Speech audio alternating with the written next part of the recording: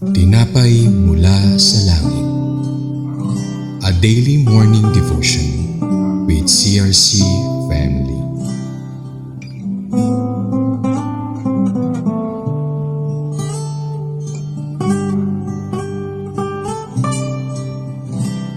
Isang mapagpalang umaga, kapatid. Ako po si Brother John Ilaga mula sa CRC San Pedro Luther Church. Narito po tayo muli upang simulan ang araw natin kasama ang salita ng Diyos bilang gabay. Tayo ay dumako muna sa isang maikling panalangin. Panginoon, maraming salamat po sa araw na ito. Pinagkaloob mo sa amin. Gabayan niyo po kami sa pag-aaral ng inyong salita.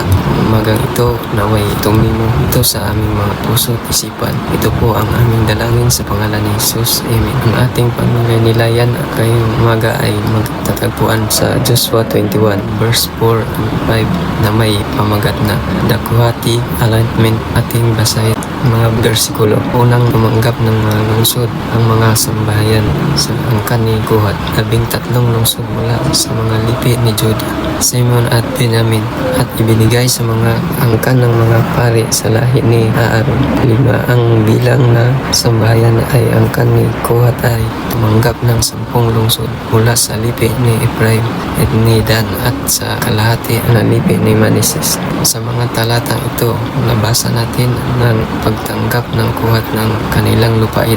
Ang mga Kuhat ay buhat sa mga bilang verse 4 at 6 at 15 ay ang naglilingkod sa mga bagay na ganap na sagrado ng tuldang tipan. Sila ang mga nangangalaga sa pinakamabanal na kagamitan sa sanctuary. Ang mga pagtanggap nila ng lupain ay tanda ng katuparan ng pangako ng Diyos sa kanila. Ngunit ano ba ang kahulugan nito para sa ating buhay ngayon? Kapag binigyan ka ng Panginoon ng bahagi sa kanyang kaharian, kapag ikaw ay tumanggap ng biyaya mula sa Diyos, ano ba ang nararamdaman mo? Siyempre tayo ay magalap, mapupuno ng pasasalamat at matuwa sa kanyang kabutihan. Tulad ng bawat grupo ng Levita na may kanya-kanyang tungkulin at bahagi, tayo rin ay binigyan ng Diyos ng natatanging lugar sa kanyang plano. Mayroon nang siyang nakalatag na layunin, direksyon at gawain para sa ating Panginoon. Kaya mga kapatid, saan man tayo naroroon at anuman ang ating kalagayan, kasama natin ang Diyos. Tayo ay muling dumako sa maikling panalangin. Panginoon, maraming salamat sa inyong mensahe sa araw na ito. Tunay na nga kasama ka namin sa lahat ng panahon. Tinataas din namin po ang aming bansa, Lord.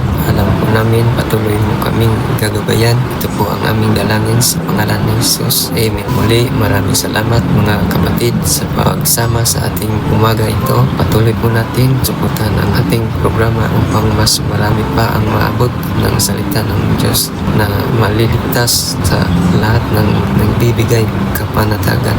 Muli, magandang umaga at pagpalain na tayo magkapal.